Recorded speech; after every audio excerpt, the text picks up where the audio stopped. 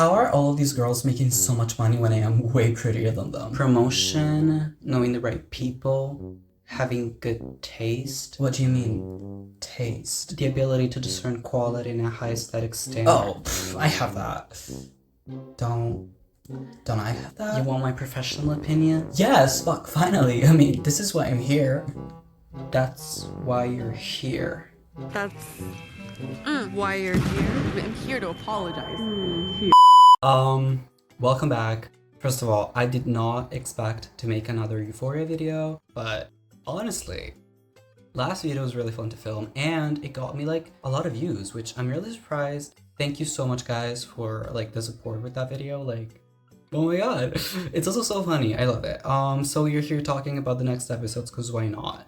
And it's episode 3, and maybe I'm gonna sneak in the reaction to the episode 4, even though next week I'm not gonna be here. I'm gonna be on a little trip, so we're gonna see. But yeah, 3rd episode is out. It was out yesterday, and today's Monday, and I watched it this morning, and we're back at the post-its, and I had a lot to read this time. Like, girl, the things that did not happen in this episode. First of all, let's all collectively agree that Sam Levinson computer needs to be looked at and controlled, because I am starting to get a little concerned. I was already concerned, but my girl Jules in this episode had to like witness, my god, let's just get into it. So we started off last episode with our girls Maddie and Cassie reuniting, Rue and Jules reconnecting, let's say. Do you want to keep me company, period. Am I forgetting someone? Oh, Nate agreed on paying $50,000 of flowers for Cassie to delete her OnlyFans. All right, that's where we are. I really hope that my girl Lexi gets like a good plot line, because so far she just seems to be like a side character, which I'm not really happy to see. But so first of all, we got to know how Jules became a sugar baby. Now, gorgeous, and I say gorgeous shots of Jules at the beginning of the episode. I just love her makeup so much. I just love her wardrobe. Like, I literally want to have that. I love it. Let me go repost it. Damn, Jules. You're getting money for that. This man is paying, we get to know who the sugar daddy is, by the way. And this man is paying basically her rent with one date. Now, am I considering? No, I'm not. I mean, the economy is kind of bad though. No, I'm kidding. I'm kidding. No, I'm kidding. This man looks pretty decent at the beginning, despite the fact that, well, he's not exactly decent because he's still cheating on his family. But anyway, for how much a man could be decent for being a cheater, he looks pretty normal. Until we get to first this one comment at dinner where he's like a plastic surgeon, I think. And then he comments on Jules being, you know, trans. And wait, what did he say? And he goes like, oh, you've never been through puberty.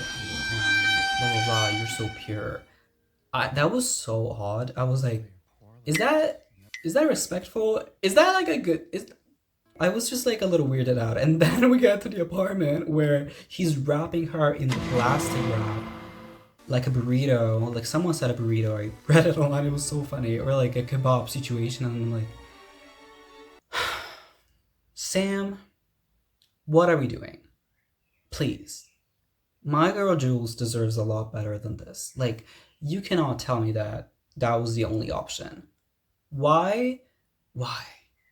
You know? Anyway, let's keep moving.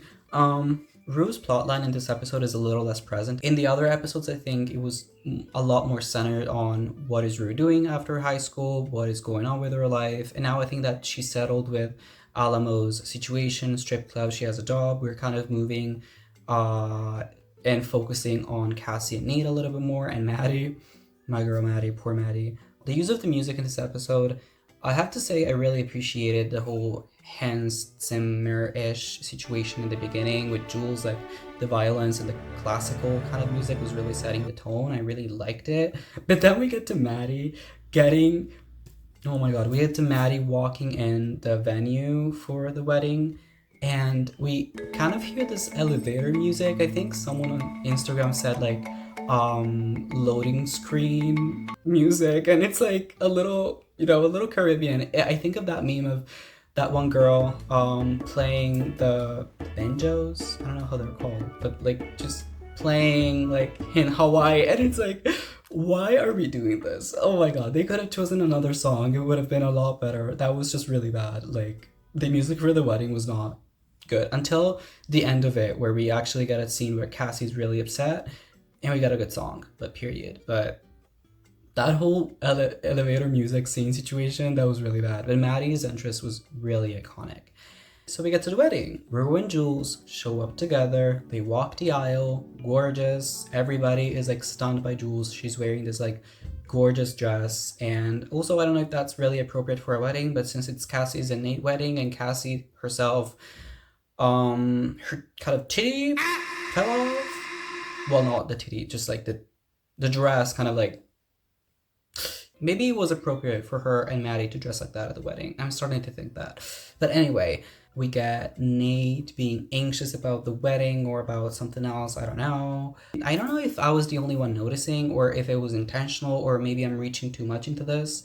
But there was a scene before Cassie and her mom walked down the aisle where the camera kind of frames these two girls with the flowers that are supposed to like sprinkle the flowers on the carpet. And I don't know why I got the vibe that that was meant to represent Cassie's old past, because it was like a young girl that was like kind of tall and a little girl, and their hair just really resembled Cassie's. And I don't know if I'm reading too much into this, but and then Cassie walks down the aisle, and at this point her mom goes like, oh, this was the last happy So we moved to moment LA.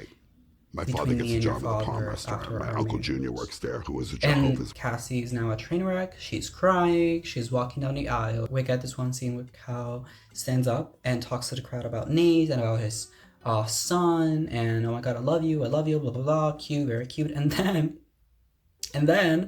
Nate's mom stands up. And when you think the worst hasn't already happened to Maddie, because like so far Maddie's like pretty out of the whole Cassie Nate situation, the mom goes like, when your son brings home a girl that isn't right or not appropriate, and then the camera pans to Maddie and the mom looks at Maddie and she's just looking. Oh my god, I felt so bad for Maddie.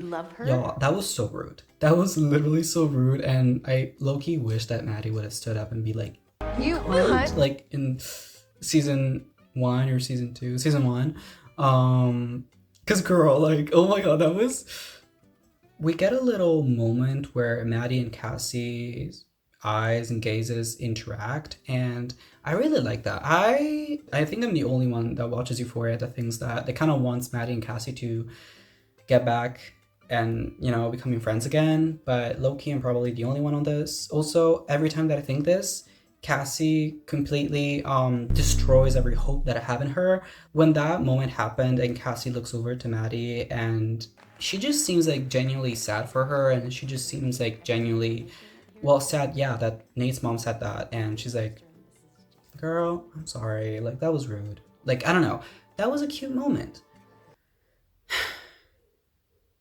But then my girl Cassie disappoints me again and again, and I really cannot do anything about it. Like, also, shit is about to go down.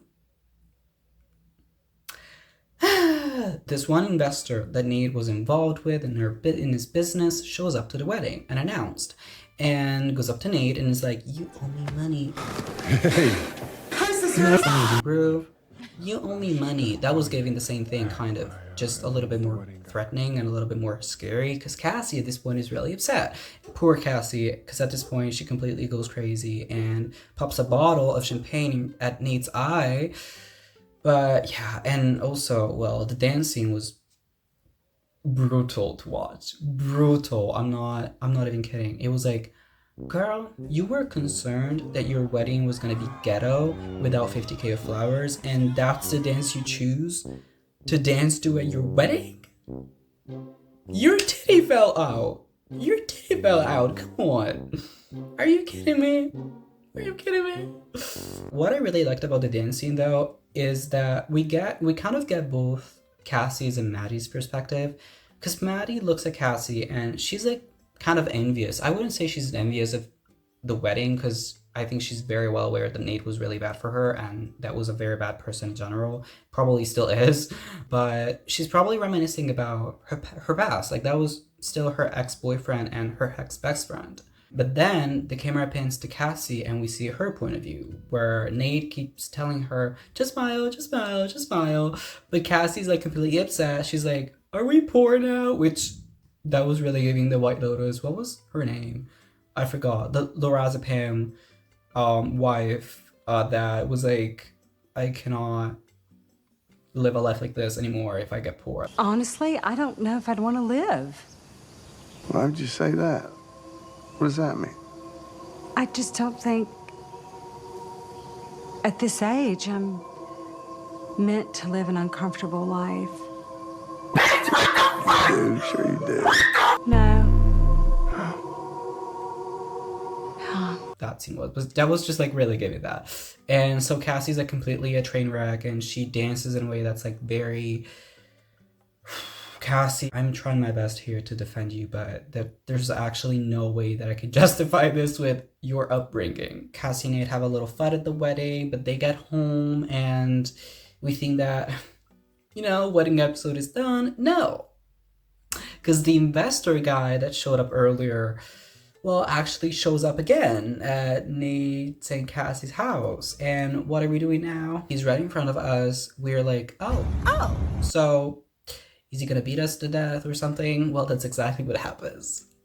Because Nate gets beaten up by this man. And the scene is like upsetting and there's blood spilling everywhere. And the walls are stained and Nate is just really being, you know, and like that man was really beating the shit out of him. I was just really, I don't know, I was kind of upset. I was like, this is crazy. This is getting so crazy.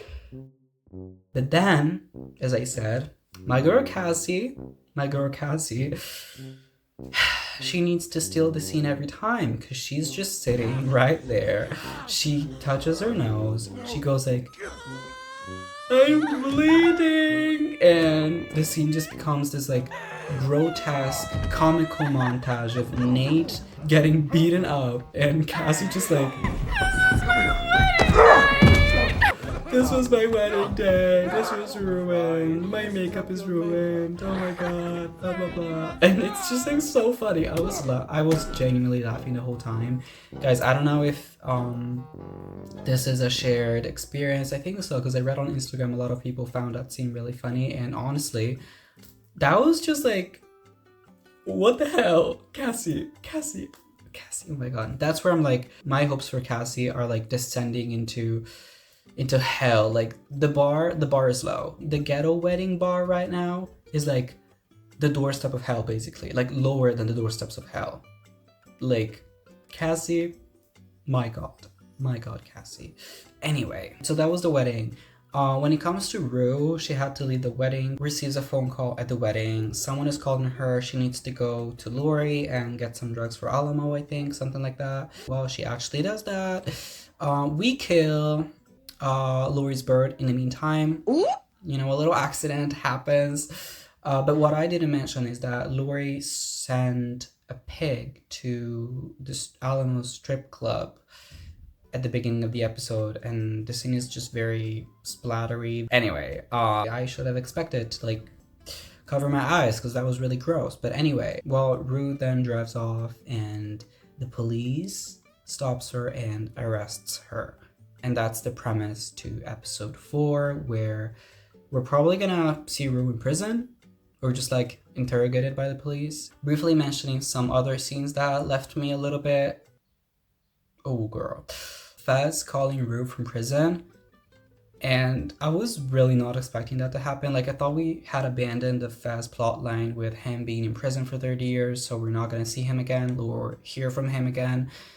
But then, well, it happens that he calls Rue while she's in the car, and she's like talking to him, and honestly, not hearing the voice of the actor, kind of like, I don't know, that sent shivers down my spine. I was actually, ooh, I don't know, that was, I don't know if we really needed to do that. Like, Like, you know, it's nice that Fez is still alive in this universe, but maybe we should have just left it at him being in prison without trying to, like, I don't know, creating some kind of plot line for him. Because now he wants to escape prison. Like, he told Rue that he wants to escape prison, and I'm like, are we ever gonna mention this again? Like, we cannot show it, so how do we keep up with this, you know? I don't know. Cal and Jules interacting at the wedding, I found it a little bit odd, because I feel like, well, I don't know. The topic of, I'm gonna say pedophilia, because that's what it is kind of gets a little bit, like, we're talking very lightly about it, and I don't know if I like that, because Cal is just like, oh, that was an adventure, but babe, that was a crime. You know what I mean? So that was just a little bit odd. Overall, my impression of this episode is that it didn't really feel conclusive to me. Like, the special kind of episodes in the last seasons, like the Lexi's play, and in the first season, the carnival, just felt like an event that was very kind of conclusive in itself, in my opinion, and it opened to other plot lines. Like, I remember at the carnival, Jules found out about Cal being Nate's dad, so it kind of opened to other plot lines, whereas, I don't know, the wedding episode here felt a little bit not conclusive, in my opinion. I don't know why, but maybe it was just expecting something else to happen at the wedding, but in itself, we just saw Maddie getting emotional, Cassie being crazy as usual, and yeah. Maybe I was expecting Maddie to blow up the whole thing. And also, I honestly would have wished that we would focus a bit more on Jules. We get to see Jules and Nate talking a little bit, and Nate goes like, you love who you love, or something like that. What was it? Yeah, you love who you love, and that probably alludes, like, foreshadows at some kind of interaction between him and Jules in the next episodes, which I wouldn't be really mad at, because, like, we kind of start a plot line of Jules and Nate in season 1, and I kind of want to, it's not that I want to see them getting together, but I know that at the beginning of season 2, Jules and Nate were supposed to get into a relationship, but then I think the actress Hunter Schafer had a problem with Jacob Elordi or something, I don't really know, and that plot line is abandoned, and, well, Cassie becomes the girl that ends up getting with Nate. But also, I wouldn't want to see Jules and Nate together, because Jules is my girl, and I don't want her to end up with Nate. Like, you know, no, he's a bad person. I don't care if he's, like, going to therapy or something, he's still... I'm sorry, I'm trying to, like, center myself in the light. Yeah, like, Nate and Cassie low-key do deserve each other, but yeah, anyway. If you are tuning in for episode 4, I will be doing the same. So, if I have the time, I will be filming a little commentary to that episode when it comes out next week. But also, as I said, I will be on a trip, so stay tuned for that too. But yeah, anyway, in case I don't see you again, it was really fun talking to you again, and bye.